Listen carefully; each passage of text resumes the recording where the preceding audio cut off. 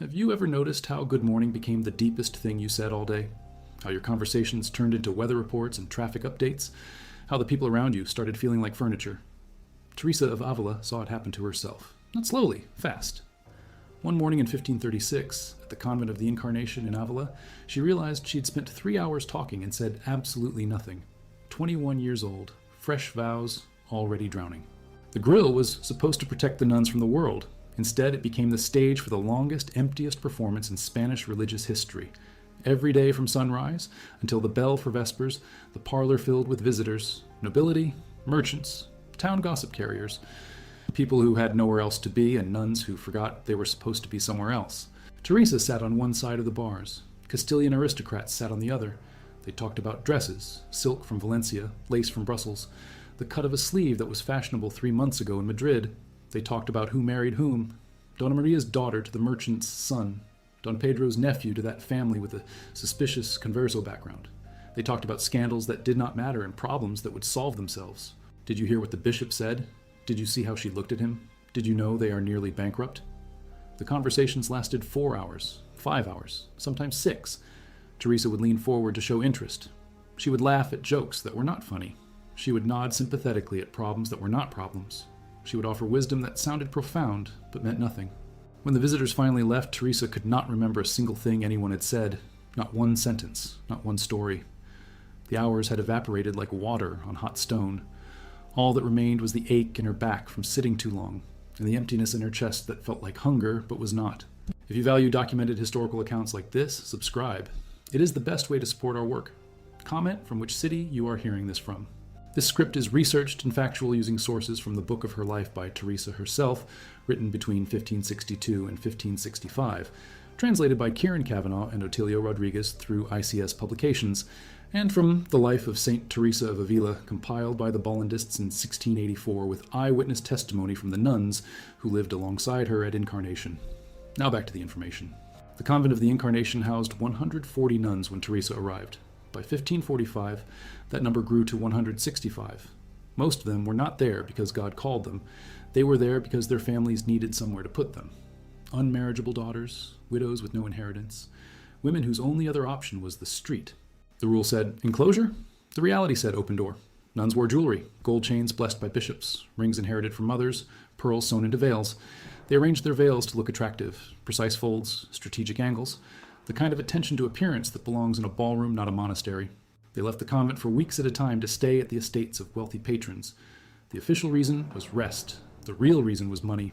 A nun who spent a month at a duchess's estate would return with enough donations to feed the community for 3 months. The monastery did not have enough money to feed everyone, so the sisters had to raise funds.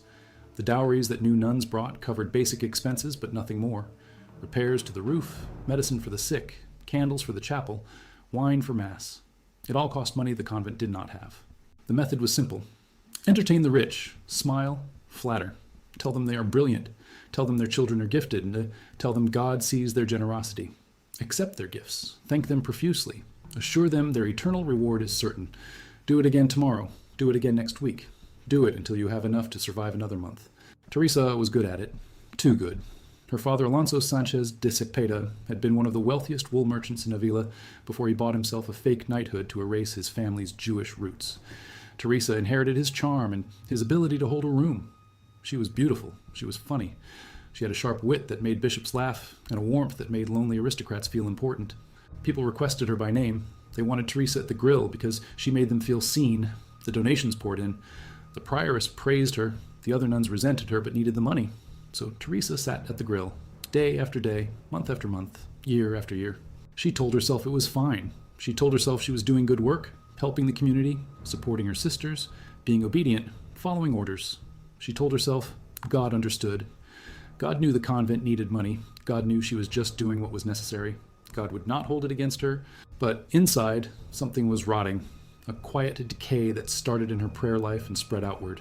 She would kneel in the chapel after a long afternoon at the grill and find her mind completely blank. Not the peaceful blank of contemplation, the empty blank of exhaustion. She had used up all her words on people who did not matter, and now she had nothing left for the one who did. She would try to focus on scripture, a psalm, a gospel passage, anything. The words would float past her eyes without meaning. She would read the same verse 5 times and still not know what it said. Her mind was elsewhere, replaying conversations, rehearsing tomorrow's performance, calculating which donor needed attention next. The worst nights were when she caught herself planning what to say to God as if he were another visitor at the grill, crafting sentences that sounded holy, choosing words that would impress, performing piety instead of practicing it. She would stop mid-prayer and realize she was trying to manipulate God the same way she manipulated the aristocrats who came seeking wisdom. Teresa wrote about it later with a bluntness that still stings. She said the conversations were not just empty. They were poison. They fed vanity. They fed pride.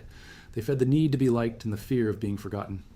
Every compliment she received was a small betrayal of the vow she had made to seek God alone. The worst part was not the visitors. The worst part was the silence after they left. Teresa would go back to her cell and try to pray. Nothing came. She would kneel before the crucifix and her mind would replay the flattery from the afternoon. She would open her prayer book and see the face of the woman who told her she was so wise. She would beg God to speak and hear only the echo of her own voice asking for validation. In chapter 7 of her life, she admits she gave up mental prayer entirely, for 18 years. She rationalized it. She told herself she was too distracted, too many responsibilities, too many people depending on her. She told herself she was too unworthy. God deserved better than her half-hearted attempts. She told herself she was too sick. The paralysis that hit her in 1538 left her bedridden for 3 years. The illness started with seizures, violent convulsions that left her unconscious for hours. The nuns thought she was possessed. A priest was called to perform an exorcism. When that failed, they called a doctor who prescribed bloodletting. When that failed, they called a different doctor who prescribed herbal remedies that made her vomit for days. She fell into a coma that lasted 4 days. The sisters were so convinced she had died that they dug her grave. They wrapped her body in cloth. They lit candles around her bed. They prayed for her soul. On the 4th day, she woke up, but her legs did not work. Complete paralysis from the waist down. She could not stand, could not walk, could barely sit upright without support. For 3 years, she lay in bed watching life happen without her. The other nuns had to carry her to the chapel for Mass. They had to feed her, bathe her, dress her. She became an infant again. When she recovered enough to move, she attributed the healing to St. Joseph. She prayed to him constantly during those 3 years, begged him for intercession, promised him devotion if he would just let her walk again. When the paralysis finally lifted, she kept her promise. She kept it for the rest of her life. But the recovery brought a new problem. Her health was permanently fragile. Chronic pain, frequent relapses, days where she could barely get out of bed, and she used every symptom as an excuse to avoid the one thing that could have healed her soul, prayer. But the real reason she stopped praying was simpler. Prayer requires honesty. It requires sitting alone with God and admitting what you have become. Teresa could not do that because she already knew the answer. She had become a professional conversationalist, a nun who spent more time at the grill than in the chapel, a woman who had traded intimacy with God for the approval of strangers. The breaking point came in 1554. She was 39 years old, nearly 2 decades of mediocrity behind her, a lifetime of regret stretching ahead. One afternoon she walked into the convent oratory and saw a statue of Christ at the pillar. The statue had been there for years. Someone had commissioned it decades earlier. It sat in the corner, gathering dust, while the nuns hurried past on their way to more important things. She had passed it 1,000 times. But that day it was different. The statue showed Jesus after the scourging, blood painted on his back in thin red lines, wounds carved into his hands. His face turned toward the viewer with an expression that was neither angry nor sad, just present, looking, seeing, the kind of gaze that goes straight through pretense and lands on truth. His eyes asked one question: was this for nothing? Teresa fell to her knees and sobbed, great heaving sobs that shook her entire body. She could not stop, could not breathe, could not form words. All the years of performance collapsed at once. All the conversations that meant nothing, all the prayers she did not pray, all the moments she chose flattery over honesty, all of it piled up in her chest and came out as an animal sound she did not recognize as her own voice. She stayed there until the other nuns came looking for her. When they asked what was wrong, she could not explain. She only knew that something inside her had finally shattered. The careful architecture she had built to protect herself from God's demands had cracked wide open. And sitting in the rubble was a woman who had wasted 20 years pretending to be holy while actively avoiding holiness. The statue is still at the Convent of the Incarnation. You can see it if you visit Avila. The paint has faded, but the eyes are the same eyes Teresa saw, the kind that do not look away. After that day, Teresa tried to pray again. It was harder than she expected. She would sit in silence, and her mind would still wander back to the parlor. She would start a conversation with God and get distracted by the memory of a conversation from yesterday. The habits she had built over 18 years did not dissolve overnight, but slowly something changed. She stopped going to the grill as often. She started saying no when visitors requested her. The prioress complained. The other nuns whispered. The donations dropped. Teresa did not care anymore. She began writing about what she had lost. In chapter 8 of her life, she describes mental prayer as an intimate sharing between friends. She says it means taking time frequently to be alone with him, who we know loves us. Reading those words, knowing what she went through makes them hit differently. She is not writing theory. She is writing from the ashes. By 1562, Teresa had decided the convent of the Incarnation could not be fixed. The laxity was too deep, the worldliness too embedded, the compromises too normalized. She had tried reform from within. She had suggested stricter rules. She had modeled different behavior. She had begged the prioress to close the grill more often. Nothing worked. The other nuns did not see a problem. This was just how convents functioned. This was how they survived. This was reality. Teresa's complaints sounded like the ravings of a perfectionist who expected too much. They told her to relax, to accept things as they were, to stop making everyone feel guilty. So she left. She and 4 other nuns who wanted the same thing. Silence, poverty, and closure that actually meant enclosure.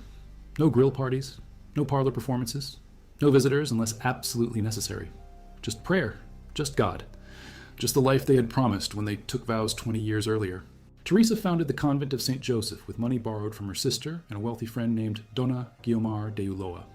They bought a small house near the wall of Avila, 4 rooms, a tiny chapel, barely enough space for 12 nuns, but it was theirs and it was quiet. The town of Avila went insane. They sued her in civil court, claimed she was starting an illegal religious community, claimed she was stealing nuns from Incarnation, claimed she was causing scandal. They preached against her from the pulpit every Sunday. The local friar stood before the congregation and called her arrogant, called her presumptuous, called her a woman who thought she knew better than the church. The city council held emergency meetings to discuss the Teresa problem. They debated shutting down St. Joseph before it even opened. They debated arresting her. They debated appealing to the bishop. One councilman suggested she was mentally unstable and should be examined by doctors. Another suggested she was possessed and should be examined by exorcists. They accused her of arrogance. Who did she think she was? A simple nun with no theological training trying to reform an order that had existed for centuries? They accused her of heresy. Where in Scripture does it say convents need to be poor? Where in tradition does it say nuns cannot have visitors? They accused her of breaking her vow of obedience. She had left Incarnation without proper permission. She had abandoned her community. She had caused division. The Inquisition opened a file on her. Not a formal investigation, just a file. A record of complaints. A list of accusations. A reminder that they were watching. If she stepped out of line even once, they would be ready. St. Joseph's Convent opened on August 24th, 1562.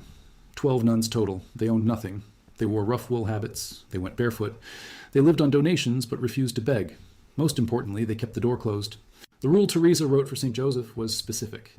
Nuns could speak to visitors only in cases of urgent family business or matters involving the good of souls. Conversations had to be brief. Frivolous talk was forbidden. The goal was not cruelty. The goal was survival. Teresa had learned the hard way that shallow conversation kills the soul by inches. It does not feel like death. It feels like connection. It feels like being needed. It feels like you're doing something good. But underneath the noise, the interior life withers. She explained it using the metaphor of a garden. Prayer is water. Without water, the garden dies. Shallow conversation is like walking through your garden, admiring how it looks without ever watering it.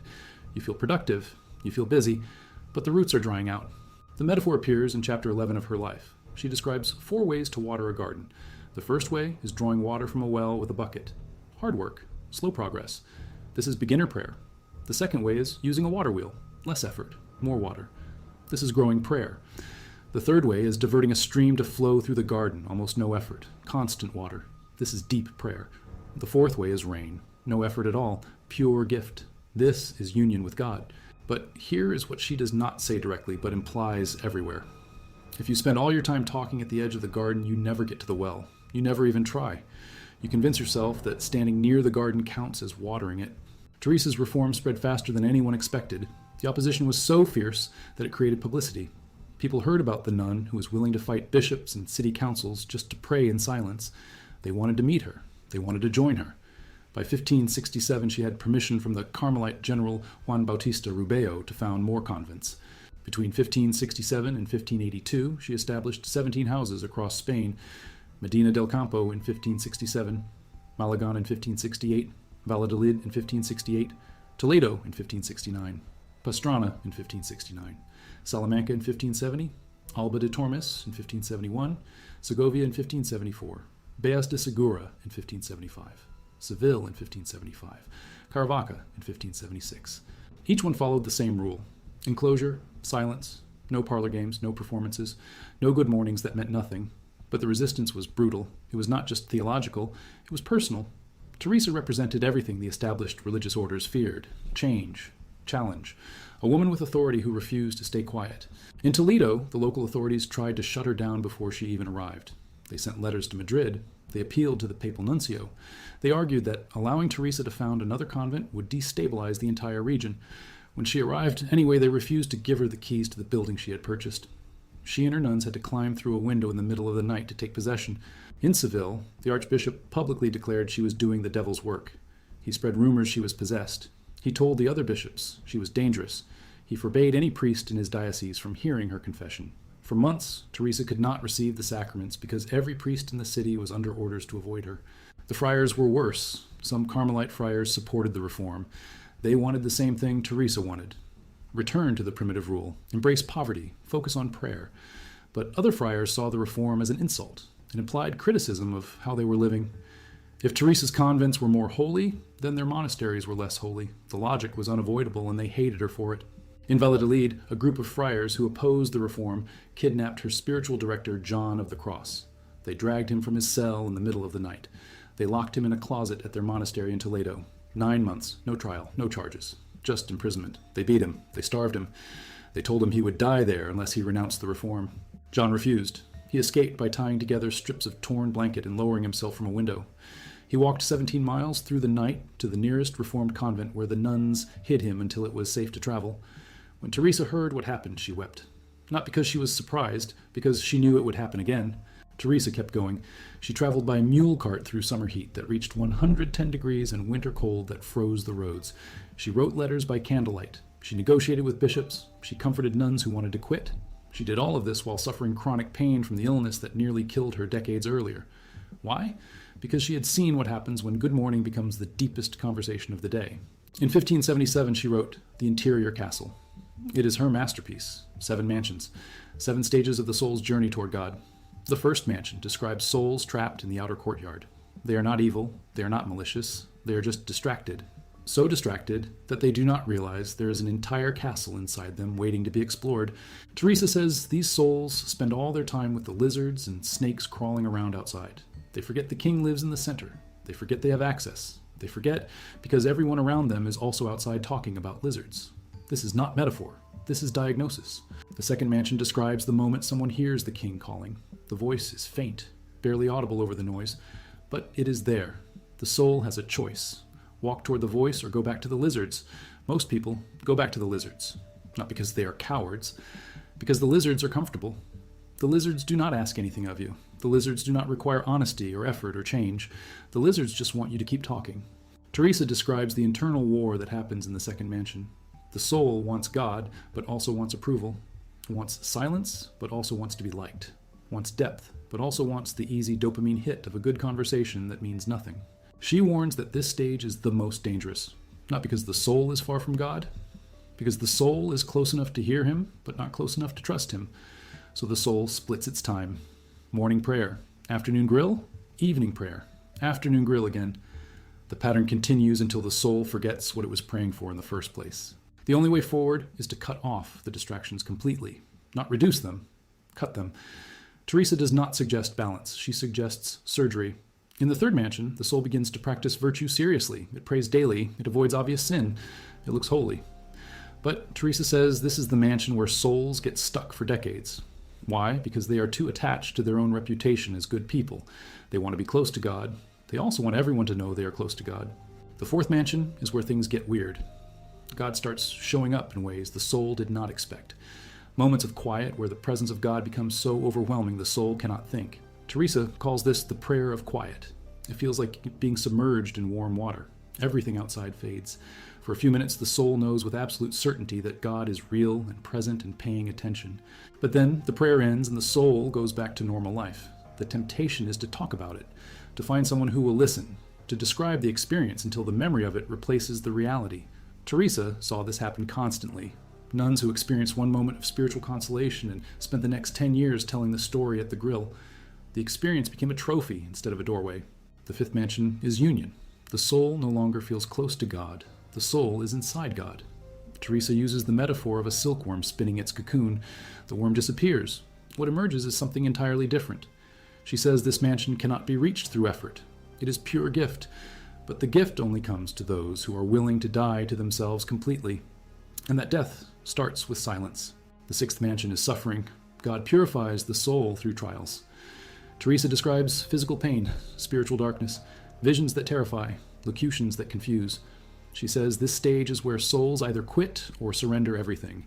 She writes that the soul in the sixth mansion becomes so united to God's will that it does not care about consolation anymore.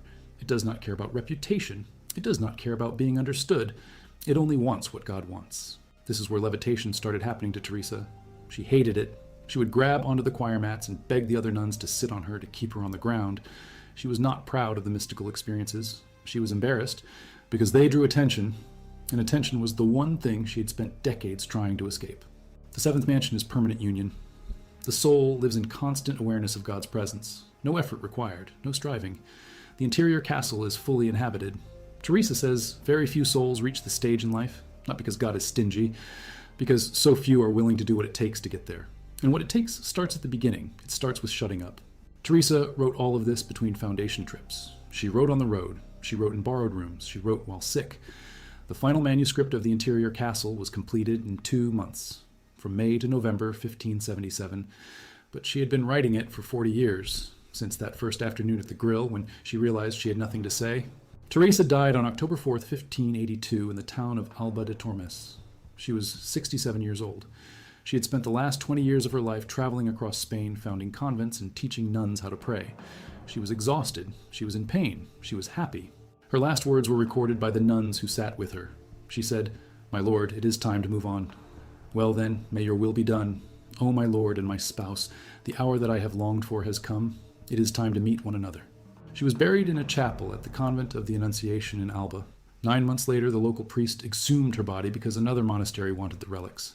When they opened the coffin, they found her body had not decomposed. It smelled like flowers. They removed her left arm and sent it to Avila. Then they reburied her. Over the next century, various religious orders dug her up 6 more times to take pieces. Her heart, her right hand, her left foot. By 1682, the Carmelites had to build a vault to protect what was left. The relic obsession feels grotesque until you remember what she taught. The body matters. The body is the place where God meets us. The body is what we offer when we have nothing else to give. So, of course, they wanted pieces of her. She had given everything already. Teresa was canonized in 1622 by Pope Gregory XV, 40 years after her death.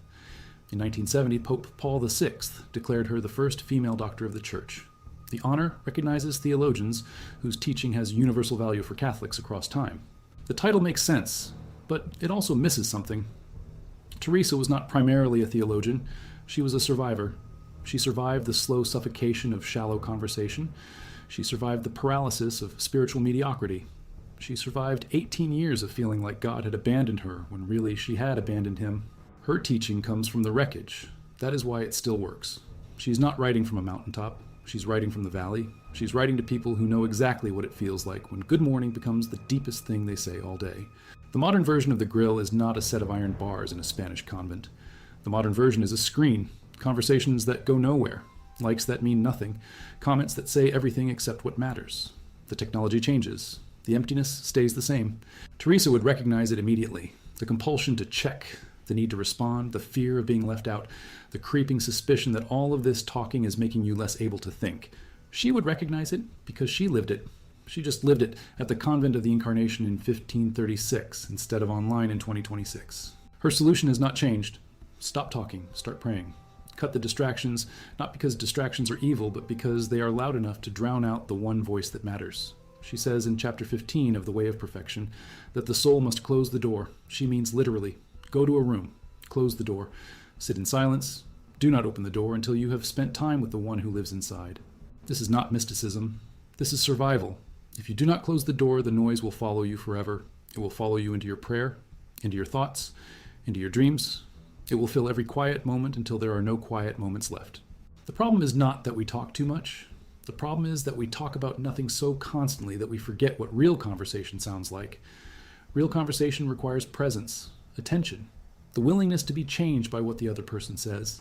Teresa spent 18 years having fake conversations. When she finally started having real ones, she could barely handle it. God was too direct, too honest, too willing to say things she did not want to hear. But she kept going. She kept closing the door. She kept sitting in silence even when the silence felt like drowning. And slowly the noise in her head quieted down. Slowly she started to hear the voice she had been ignoring for 2 decades. That voice told her to leave incarnation. That voice told her to found St. Joseph. That voice told her to reform Carmel. That voice told her to write. That voice told her to keep going when every bishop and friar and nun in Spain seemed determined to stop her. The voice was not loud. It was just clear, and clarity only comes in silence. In 1581, a year before she died, Teresa wrote a letter to a young nun who was struggling with distractions. The nun had written asking for advice. She said her mind wandered during prayer. She said she felt guilty. She said she did not know if she was doing it right. Teresa's response was brutal and kind at the same time. She said, "Stop worrying about whether you're doing it right. Just sit there. Let your mind wander. When you notice it has wandered, bring it back. Do this 1,000 times if you have to. The effort is the prayer." She said, "God is not offended by distractions. God is offended by quit. He is offended when we decide the noise is more important than him. He is offended when we choose comfort over truth. But he is never offended by honest effort." The letter ends with a single line. "Do not be discouraged. Be patient. God has all the time in the world." That sentence captures everything Teresa learned. God is not in a hurry. The urgency is artificial. The noise is artificial. The idea that we have to keep talking or we will disappear is artificial. God is waiting. He has been waiting. He will keep waiting. The question is whether we will finally shut up long enough to hear him. In the archives of the convent of Saint Joseph in Avila, there is a notebook Teresa used to track expenses. Ink faded, pages cracked. At the bottom of one page, dated March 1568, she wrote 4 words in tiny script. Silence is the first language. The line is not in any of her published works. It is not quoted in biographies. It is just there, scribbled in a margin. A note to herself. Silence is the first language. The language we spoke before we learned how to perform. The language God speaks when he wants to say something true. The language Teresa spent 18 years forgetting and 40 years remembering. That notebook is kept in a glass case now. Pilgrims press their faces against the glass, trying to read the faded words. Most of them miss the line at the bottom. They are looking for something dramatic, a vision, a revelation, a miracle. But the real miracle is simpler. A woman who talked her way into mediocrity and then shut up long enough to become a saint. The convent of the Incarnation still stands in Avila. The grill is still there. The parlor is still there. Tourists visit every day. They take pictures. They walk through the rooms. They stand where Teresa stood and try to imagine what it was like. But they miss the point. The point is not the location. The point is the decision. The decision Teresa made in 1554 to stop pretending. The decision she made every day afterward to choose silence over noise. The decision she made 17 times when she founded 17 convents dedicated to the same principle. Shut the door, close the grill, let God speak. The last convent Teresa founded was in Burgos in 1582, 6 months before she died. She was so sick she could barely travel. The local authorities did not want her there. The Carmelite friars were split between those who supported the reform and those who wanted her dead. She founded the convent anyway. 12 nuns, no money, no protection. Just a building and a rule and the absolute conviction that silence is worth defending. 3 weeks after the foundation, she wrote her last letter. It was addressed to the prioress of St. Joseph in Avila. The letter is only 2 paragraphs. The first paragraph gives instructions for managing the convent. The second paragraph says this: "Remember that we have only this one life. Once it is over, we will see clearly that everything we worried about was nothing. Close the door often. God is inside. Everything else can wait." Teresa died 4 months later. That letter is kept in a vault in Madrid. Scholars argue about what she meant. They analyze the handwriting. They debate her theology. They write dissertations. But anyone who has ever spent a week drowning in meaningless conversation knows exactly what she meant. Close the door. God is inside. Everything else can wait. The feast of Saint Teresa of Avila is October 15th. On that day, Carmelite convents across the world observe strict silence from dawn until vespers. No conversation, no greetings, no small talk, just silence. The practice is not punishment, it is memory. Memory of the woman who learned the hard way that good morning is not deep enough. Memory of the truth she paid 18 years to discover. Memory that silence is not emptiness. Silence is fullness. A gravestone in Alba de Tormes marks the vault where Teresa's body rests. The inscription is worn smooth from centuries of pilgrims touching it. The stone reads, "Teresa of Jesus, died October 4th, 1582. Foundress, Dr. Saint." But underneath someone scratched 5 additional words, small letters, barely visible. She finally stopped talking. No one knows who added that line, no official record mentions it, but every Carmelite nun who visits knows it is there. They run their fingers over the letters, they smile, they understand, because that is the miracle, not the visions, not the levitations, not the reforms or the writings or the doctor title. The miracle is that a woman who spent 18 years drowning in noise finally found the courage to shut up. And in the silence, she found God, and God found her. And everything changed.